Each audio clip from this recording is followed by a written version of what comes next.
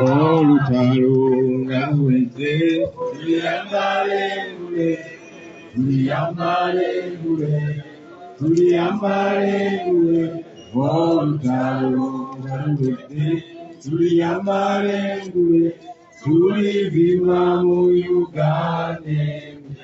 When the struggle is over, we shall wear the victor's crown. We shall wear the victor's crown. We shall wear the victor's crown. When the struggle is over, we shall wear the victor's crown. In a new Uganda. People power. Our power. People power. Our power. NUP. Everywhere. Thank you very much. Thank you. I'm back like I never went. First of all, allow me, ladies and gentlemen, to congratulate our leaders that are acting both in acting and that are serving both in acting and substantial capacity. Congratulations. You are appointed because you are believed in, because there's so much faith in you. Go out there, make us proud, ladies and gentlemen. We believe in you. The nation believes in you. The nation believes in us. Wherever you go, you are carrying all of us there. Whenever you do something that makes us proud, you're making all of us proud. And yes, whenever you do something or you're involved in something that brings disrepute, it brings it to all of us. But we are confident and hopeful that you're going to represent us well. Go shine. Go make us proud. Go make the nation proud. People look up to us. They have so much hope in us. Our duty is to keep that hope alive. I salute you. I salute all of you comrades that have made us proud in all the offices that you sit in. Recently, I tweeted and asked some of you, abaino mutwalo bagompere honorable Jays. Abamu bangambe mwakumwadde nsimanyi mutwalo kigo mwamwadde gwe Uganda. Bomba mwamwadde gwe Uganda temumanja nze natetegeza gwe Ukraine. But I thank you, ladies and gentlemen. Today, I would like to address you on 3 or 4 main issues, ladies and gentlemen. At the beginning of this month, I traveled to Venice in Italy and later on in the Telluride Mountains in America. We had gone for the official screening of our new documentary film called Bobi Wine, Ghetto President. Although National Geographic, which is now taken over its distribution, has renamed it The People's President. The documentary, ladies and gentlemen, chronicles the details of our struggle since we started practically taking on the dictatorship. But most importantly, it highlights on the horrors that the people of Uganda have suffered under General Museveni. Never has it been done in Uganda or even in Africa to, in a detailed way, document the realities that the people are going through. You will notice that General Museveni has been very smart. He used the word siyasa when he had just come. Some of us didn't understand because we were too young. But Museveni was smart, very smart in painting a rosy picture about his rule. Internationally, he was, the benevolent dictator, to the extent that some leaders, like President Clinton, called him the new breed of leaders in Africa. They didn't know the kind of brutal dictator that Museveni was. And you'll agree with me that in this movie, in this documentary, we've been able to unmask Museveni and his dictatorship. We've been able to show the true picture of Museveni. I'll also inform you that Museveni spends billions of taxpayers' money paying lobbyists in America and Europe to paint a glossy picture of his rule. Many were shocked to see the real picture of Uganda under Museveni. So I want us to once again congratulate ourselves because we were able to show the world the realities that nobody would have seen otherwise. And I believe that this is the biggest assault on Museveni's fake image that he has painted across the world. From launching that documentary, I proceeded to visit Ukraine. I went along with comrades from Ghana, from Tanzania, and from South Africa. We went to witness firsthand the situation in Ukraine and how people are faring since the Russian invasion. Ladies and gentlemen, I and many other people that believe in freedom and independence, we believe that Ukraine, like all other countries, deserve freedom, deserve independence. The same way we support countries like South Sudan, countries like Somaliland, we support Ukraine to remain free from dominion and to remain independent. Although some African countries, and particularly those that are ruled by dictators, have come out to stand with Russia, I want to make it clear that this is not a war of Russia, this is a war of Putin. Many of the Russians actually disagree with this war, but like Uganda, many of them cannot protest, they get arrested. You know, dictators always stand with each other. That is why mainly the dictators in Africa either abstained from voting or outrightly supported Putin. Why? Because they relate with Putin at a personal level. They get their favorite toys, their favorite tools of suppression, that is weapons, from Russia. And therefore, they are, conditioned to stand with Russia, ladies and gentlemen. We must not forget that the Russian narrative has sunk so much in Africa. We salute the Soviet Union for standing with us in our struggles against colonialism. But I must remind you that Ukraine was also part of the Soviet Union when we were fighting colonialism. So when we stand with the people of Ukraine, I've heard some regime propagandists claiming that we are not standing with the people that stood with us during our struggle for independence. I will remind you that in particular, the freedom fighters of South Africa, in particular the armed wing, the Mkonto Usizwe, 40% of them were trained in Ukraine in their struggle for freedom in South Africa. Therefore, by standing with Ukraine, we are not only standing on the right side of history. We are not only doing the right thing, but we are actually returning a favor.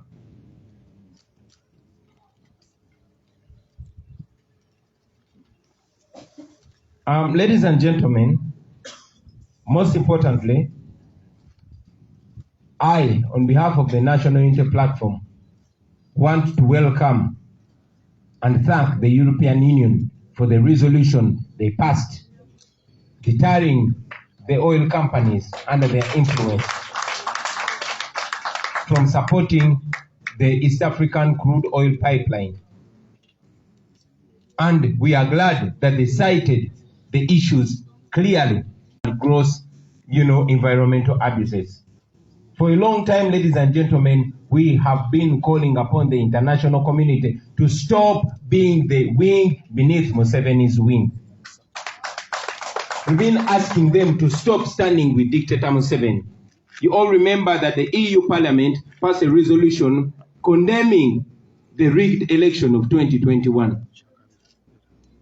And this is yet another prayer that has been answered.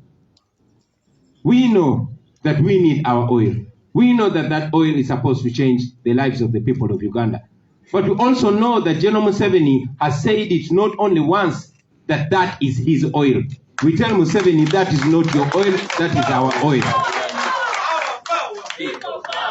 It will be betrayal, it would be a disservice to the people of Uganda if the world's democracies stood with a dictator who is only using the resources of Uganda to enrich himself and to subjugate the people of Uganda.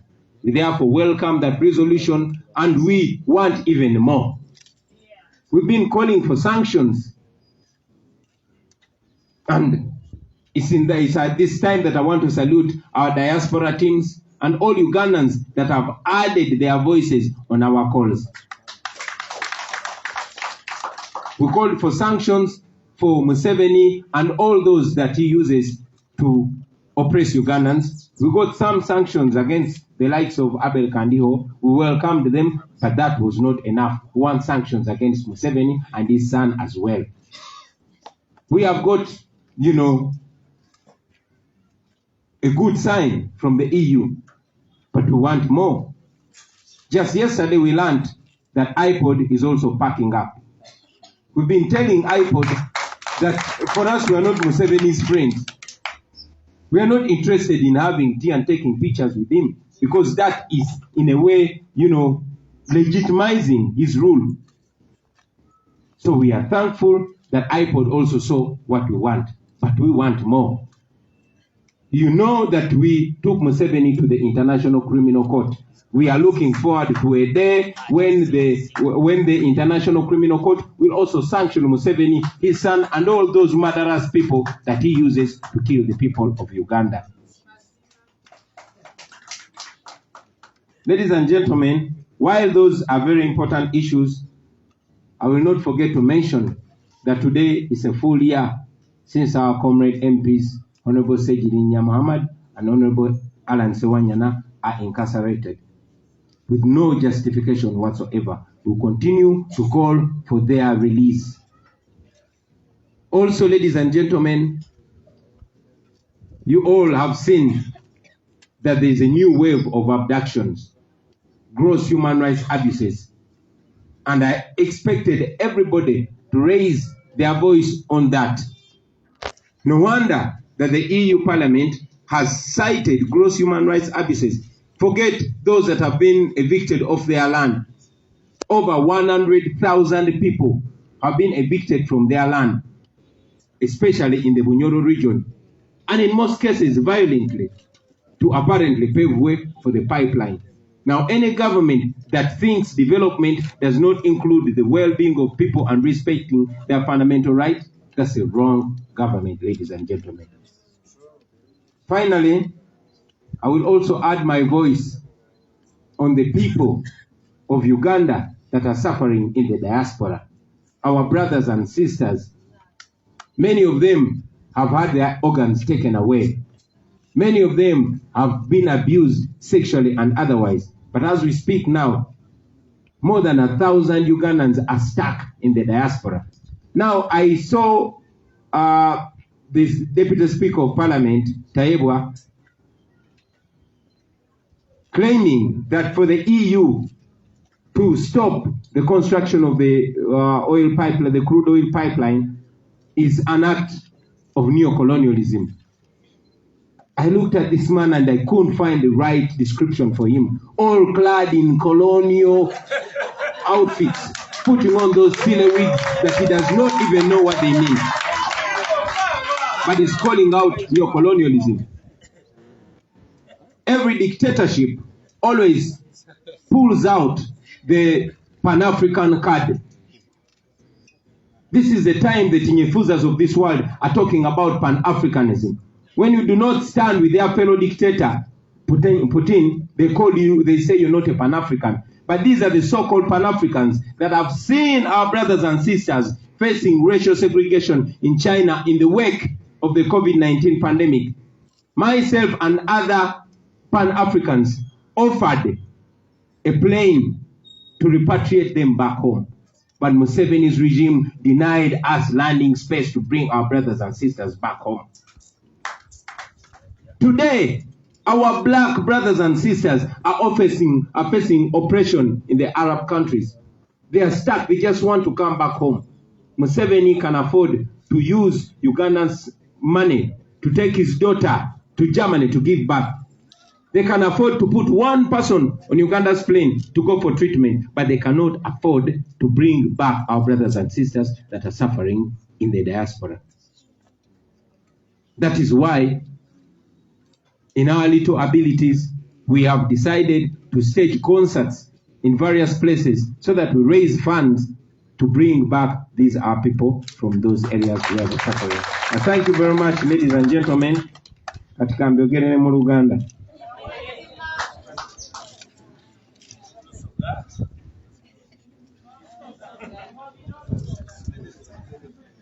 Noluso.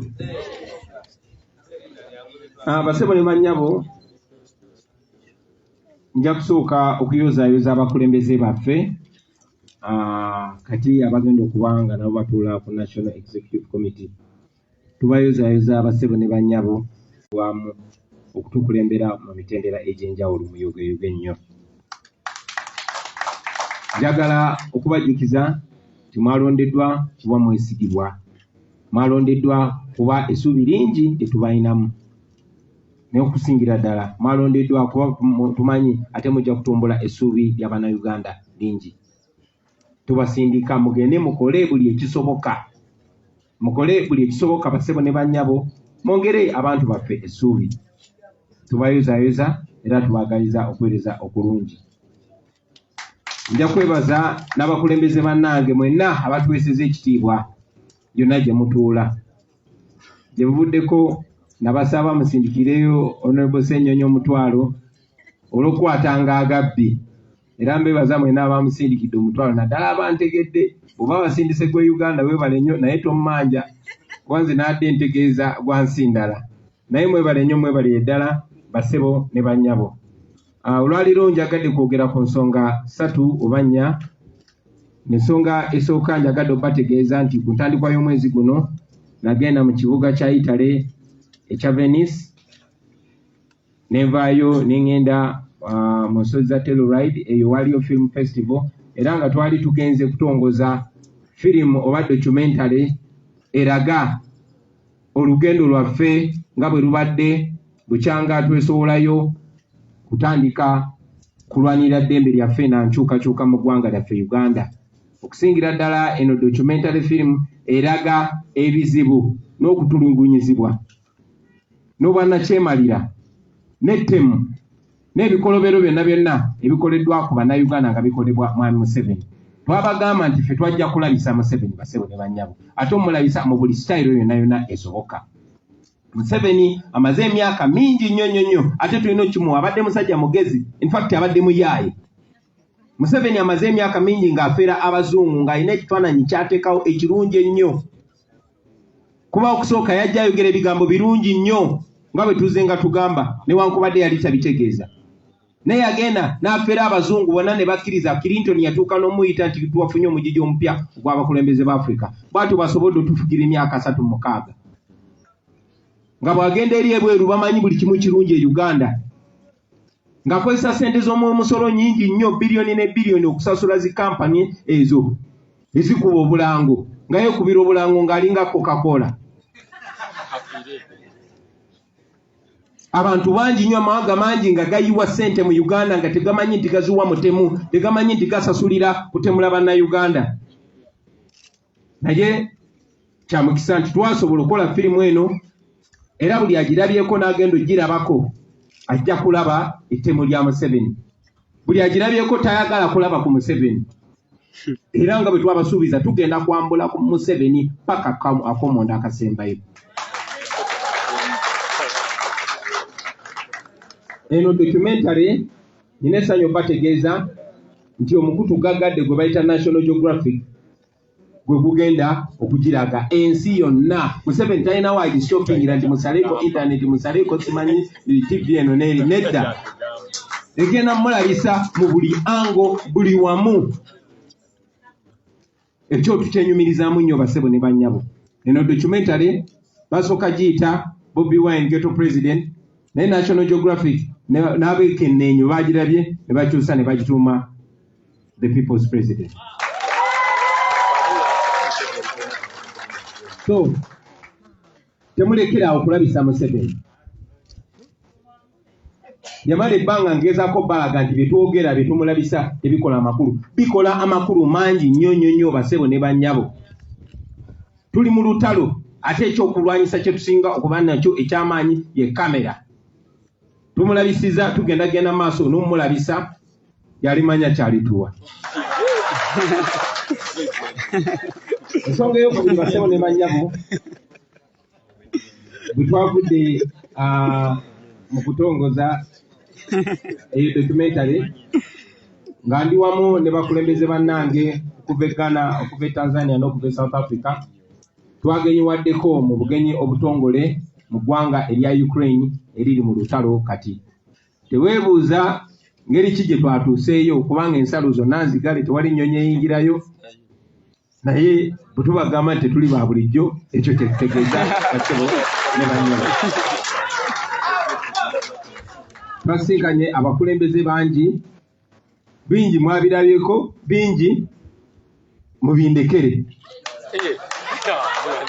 Naye okubazaamu essanyu essuubi, abannansi ba Ukraine beerwanyeeko bonno kati beerwanako na byakulwanyisa, tetunaba kutuuka waawo nga bw'agambye.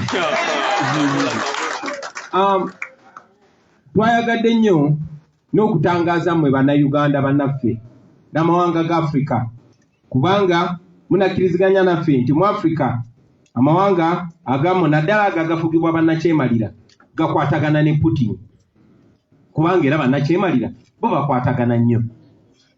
Gakwatagana ne Putin kubanga abawa ebyokulwanyisa bye bakozesa okufufugaza n'okunyigiriza abantu baabwe, ebiseera ebisinga nga tataddewo condition za ddembe ly'abuntu oba ebifaanana ng'ebyo. Ensonga lwaki abamu bo bawagira Putin ate abalala ne batalonda na kulonda. Naye nyina essanyu bategeeza nti abantu abasinga mu Afrika bayimiridde n'abantu ba Ukraine kubanga bakkiririza mu buli nsi yonna yonna okuba n'eddembe lyayo, okusalawo wa gy'eyagala okugenda, okusalawo engeri gy'eyagala okutambuzaamu embeera zaayo. Abamu baavuddeyo ne bagamba nti okukolagana ne Ukraine tuba tetuyambye abo abayimirira naffe. Munajjukira nti mu myaka egy'enkaaga n'egy'ataano nga tulwanirira eddembe lyaffe, nga tulwanirira obwetwaze, ensi eya Soviet Union mu biseera ebyo yayimirira naffe. Basebo ne bannyabo, ebiseera ebyo Ukraine yali emu ku nsi ezaali zimakinga Soviet Union nga tenabakwekutulako. Era munajjukira nti ebitundu 4 ku buli 100 abasirikale abali ku ludda lwa Mandela abaali balwanyisa abazungu, ebitundu 4 ku 100 babatendekera Ukraine. Ndowooza mulaba Ukraine bwekwatagana n'okutendeka abantu naddala abalwanirira eddembe lyabwe. So eyo nno yemu ku nsonga ennyingi lwaki twagenze okukwatagana ne bannaffe abali mu Ukraine. Babatumidde nnyo, omukulembeze wa Ukraine yabatumidde nnyo, n'abo bakoola ku mizinga nabo babatumiridde.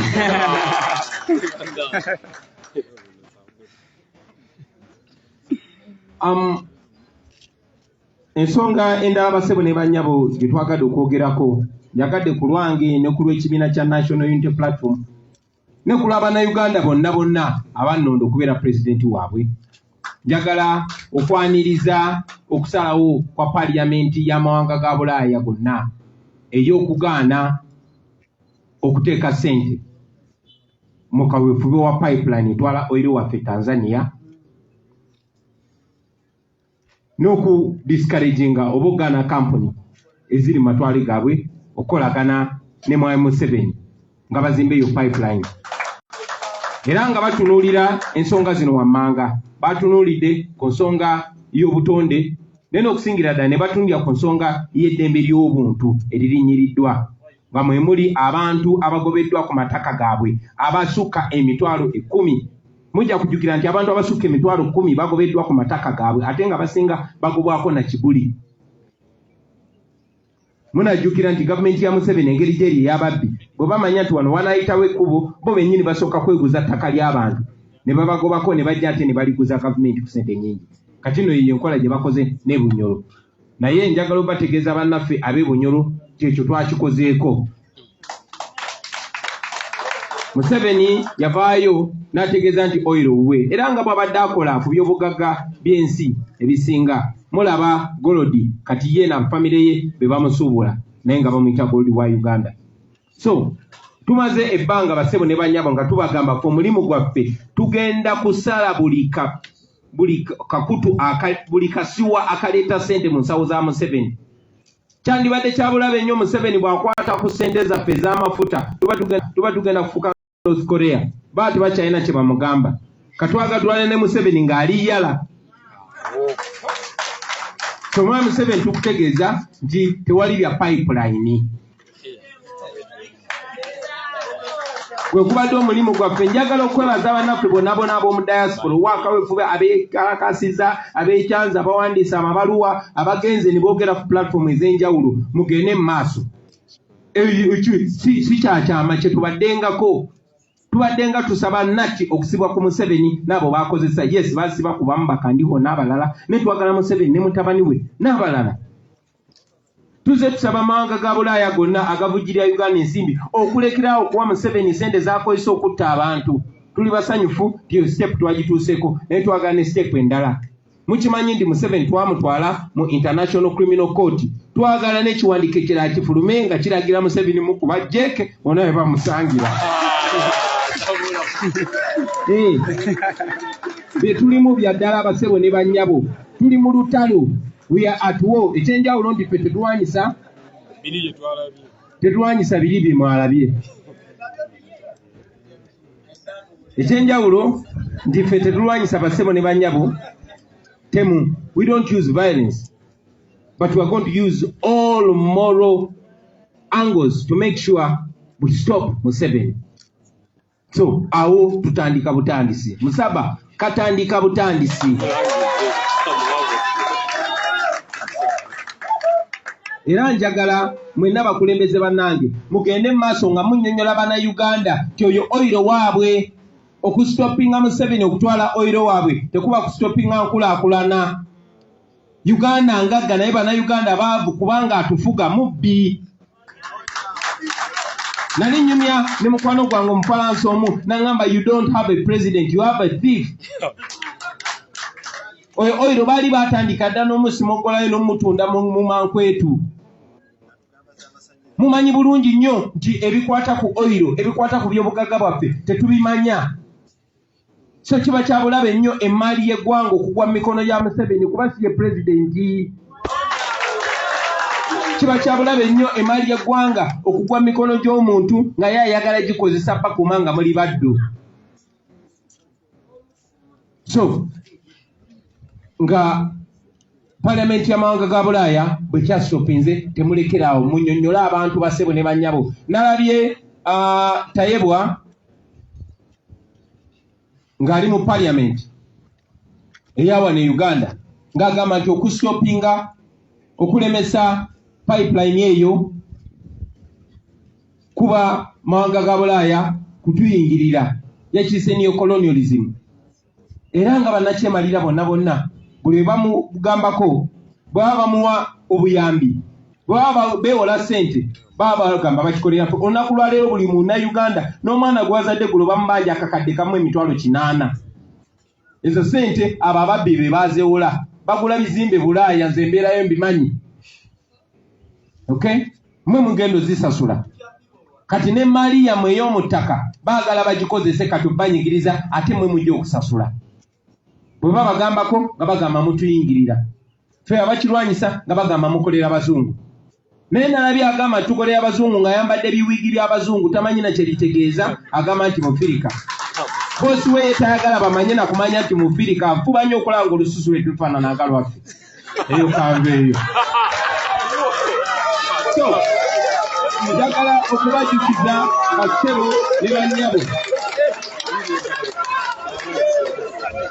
Amafuta ago gammwe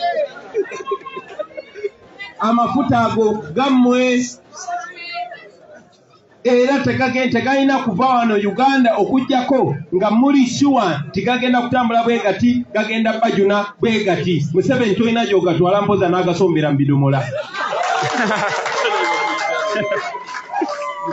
So kikulu nnyo bakulembeze bannange kino mukinnyonnyole bannayuganda bakimanye Museveni aleme kusika eyo eriyo kulimbalimba bana Uganda ola Bobi Wine katagenze agambye abazungu badulemese nkulakulana. Tewali nkulakulana. Museveni oil agamba uwefe tugamba Museveni oil siwo. Kyandibadde na kirungi nnyo Museveni n'asooka n'avaawo nekyoka tunyumirwa oil wa. Lwaki omuntu w'emyaka 8 atukolera contract gye tugenda okusasula ffe nga tukyaliwo? Bawo batandise n'okugira omukuomu. Eyo katuveeyo basebo ne banyabo sobola kuva gulu nga sibajjukiza nti guweze omwaka mulamba bukyanga Abaganda baffe Honorable Sewanyana ne Honorable Segirinya basibibwa awatali musango. Twongera okugatta amagwanga ababanja okuteebwa kw'abakulembeze baffe abo embagirawo. Munajjukira nti ekiwamba abantu kyeyongedde, kibadde kigenda maaso naye kyeyongedde. Museveni ne batemu banne bakyagenda maaso okuwamba abantu. Tetukyerabira era tugende maaso okubanja abantu baffe abo. Kineewuunyisa nti beewuunya lwaki Parliament ya Bulaaya yagambye kitegenda kukolagana na gavumenti ya Museveni mu nsonga za oil nga wakyaliwo okutulugunya abantu, nga wakyaliwo okukwata abantu nga bakwatibwa magye, okukwata abakyala kwentegeza nga bakwatibwa magye nga munnaffe Marinos ekyamutuukako, nga wakyaliwo ekiwamba abantu, nga wakyaliwo okulinyira eddembe ly'obuntu bw'ekityo. Okusingira ddala abasebo ne bannyabo bannaffe bangi abasukka mu 100 bali mu mawanga ag'Abawalabu basiraanye tebalina bwe bakomawo. Abasinga okubatwala kampuni zino abo bali mu gavumenti n'abo abali mu famire ya Museveni. Kyannaku nti saawa zino boogera ku Pan-Africanism, boogera ku mwana w'Omufirika, naye nga abantu be bamu batunuulira ku zitivi ez'enjawulo abaana b'Abafirika nga baali babonaabonera mu ggwanga lya China nga COVID yakatandika, nga gavumenti ya Uganda obutafa nako na gavumenti endala ezajjayo abantu baazo yagaana okujjayo Bannayuganda. Ne bwe neesobolayo nekwatagana ne badduka bannange okwetoola ensi yonna ne batuwa ennyonyi ya bwerere okuleeta Abannayuganda bakomyawo. Gavumenti ya Museveni yatugaana okupaakinga ennyonyi eyo ku kisaawe kyaffe wano Entebbe. Era bannaffe ne basiraanirayo bwe bati. Olunaku lwa leero bannaffe bangi bali mawanga ga Buwalabu, bali Dubai, bali Qatar, bali Saudi Arabia ne walala bangi babasalamu ebitundu byabwe ne babitunda ensigo n'ebirala. Bangi mubalabye ku butambi nga beegayirira obbakomyawo, just kubakomyawo bukomya. Munajjukira nti gavumenti ya Museveni yali ekutteko ennyonyi ya Uganda neteekako just muwala wa Museveni agende e Germany azaalire eyo amalwaliro ga kuno tageesiga. Gavumenti yawo ne yali ekutteko ennyonyi n'egipangisa netwala omuntu omu okugenda okujjanjabwa. Bannayuganda 10 bali eyo basiraaniddeyo. Gavumenti ya Uganda terina kye yakoze. Naye eyogera ku Pan-Africanism kugamba obeera Mufirika ng'oli wa famire ya Museveni. Oba toli wa famire ya Museveni toba Mufirika. Ensonga za Afrika ziba zikwata ku Museveni ne banne baba nga waliwo okufuna. Naye bw'boogera ku ddembe ly'obuntu no, Abafirika abalala tebalina ddembe ly'abuntu. Eyo ensonga lwaki basebo ne bannyabo twasazeewo mu busobozi bwaffe obutono okugenda mawanga ago tukoleyo shows kuba tulina ekitone kye tutagula, tukoleyo concert tusobole okufuna akasente tukomyewo bannaffe baganda baffe ne bannyinaffe. Era mwenna abali ku mawanga eyo bwemulaba tutuuse mubeereemu ne bannammwe mubabeereremu. Ate nammwe mwenna abasobola noba osobola kugula tiketi emu, tubasaba either mutuukirire abo bemuba musobodde okutuukirira abali eyo oba naffe mutuukirire tulabe bwe tuyamba bannaffe okubakomyawo. N'obugambo obwo mbeebaza okumpuliriza abasibo ne bannyabo. Mukama abampeera omukisa.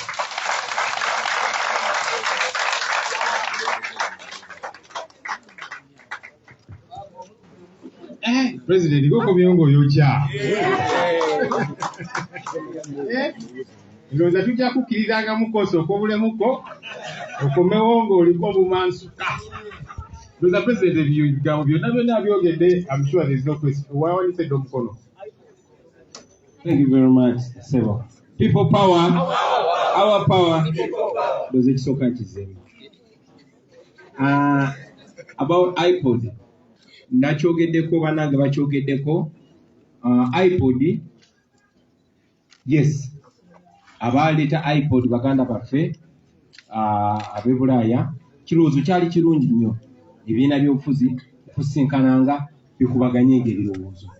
It's an inter-party organization on dialogue. Ekyennaku Mwai Museveni tosobola kuteesa naye. Tosobola kuteesa na muntu ng'atadde malikupu ye ku nsingo yo n'agamba nti ate katuteese. Tosobola kuteesa na muntu ng'ali mu kuwamba abantu baffe, ali mu kubatemula. Tewali ngeri yonna gye tuyinza kuteesa. Eba meaningless dialogue.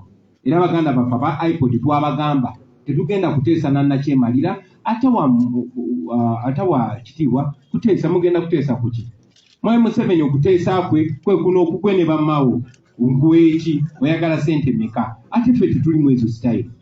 So aba iPod twabagamba era nga bwe tuze tugamba abantu abalala bonna era tuli basanyufu ti aba iPod batuwuliriza ne batutawaana kumala sente zaabwe. In any case ne bakozesa nnyo iPod okulimba abantu nti tukolagana ne Museveni.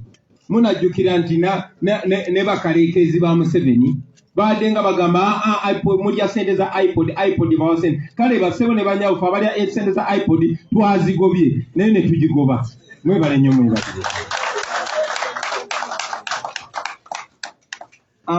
Derek asked how it's helping the common Ugandan, how sanctions help the common Ugandans.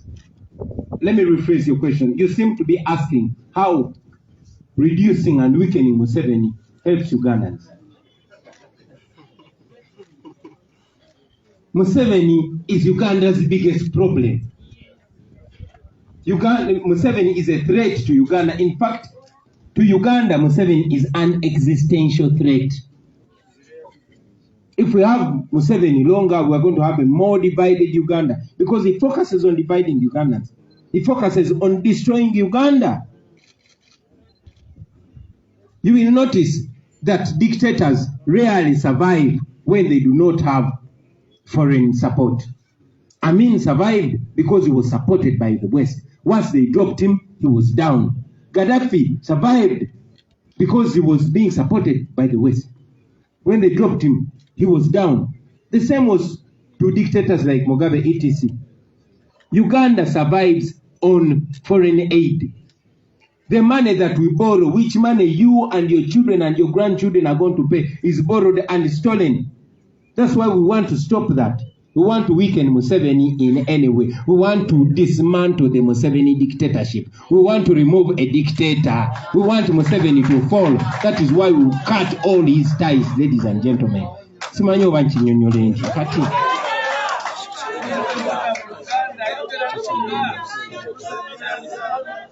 Kiteku muluso. Muganda Frederick abuziza tikiyambira wa monna Uganda. Butusala obusuwa bonna abavujirizi b'ensimbi bayitamu okuwa Museveni sente. Sente ezo zetumanyi buli omu z'amanyi ate Museveni azikozesa si kwegagaza kokka wabula okufufugaza n'okutulugunya bana Uganda. Olunaku lwaleero nja kiddamu buli omu ali wano kumwe na buli alina omwana akabere wa lunaku lumu abanjibwa akakadde kamu mu emitwalo 8. Si mwe mwazeewola naye mwe mujozesasula. Tezeewolebwa kubayamba, zeewolebwa kubanyigiriza. So ebyo bye tugezaako okustopinga. Era ne bwe mulaba tusinkana buli mukulembeze akwatagana ne Museveni, twagala tusale buli kasuwa akasapootinga Museveni abeere nga talina gy'agenda kuwola ssente ate nga bazibanja ffe atazikozese okunyigiriza ffe. Twagala gavumenti ya Museveni tugikuba ekigwo basebo ne bannyabo kubanga talondebwangako. Museveni kyabulabe nnyo eri Uganda. Museveni kyekyobulabe ekisinga eri Uganda kubanga yawudde eggwanga. Abannayuganda abamazeemu ne pride ey'okubeera bannayuganda tebakyenyumiriza mu nsi yaabwe. Twetaaga enkyukakyuka eyo obunnambiro. Bannakyemalira basinga basavayivinga kubanga bawana okuvujjirira kw'ensimbi eziva e Bulaaya. Amawanga g'e Bulaaya bwe galekera awo okubawagira olwo baba bawedde. Yensonga lwaki tuyita mu mawanga gano gonna nga tubagamba mulekeraawo okwekulubeesa ne nakyemalira, oba si kyo nammwe muli bannakyemalira. Mulekeraawo okusupportinga crime, oba si kyo nammwe muli ba crime. Tubasomera nno abo abazungu. So kitukakatako Museveni agamba nti ffe abazungu bwe batusupportinga. Kati ate lwaki anyiiga bwe tugaana abazungu omusupportinga? Ekyo nduuza kikulage ti Museveni papeti w'abazungu. Museveni kagologoozi k'abazungu. Genda otugubire wano, genda otukole ki, kannaffe mwatunyigira. So tukola buli kisoboka era tujja genda maaso okukola buli kisoboka okulaba nga tusala buli kalingi. Twagala amawanga ago ga democracy kubanga tugamanyi go gawe eddembe, gawe ekitiibwa eddembe ly'obuntu, gawe ekitiibwa democracy, gawe ekitiibwa enfuga ey'amateeka. Twagala gesende Museveni gamusenze kati. Twagala buli ggwanga limulabe ng'omugenge. Kati oyo tumukabemu nga talina gy'addukira. Mwebale nnyo mwebaliyeeka. Olutalo nga luwedde tuliyambale engule.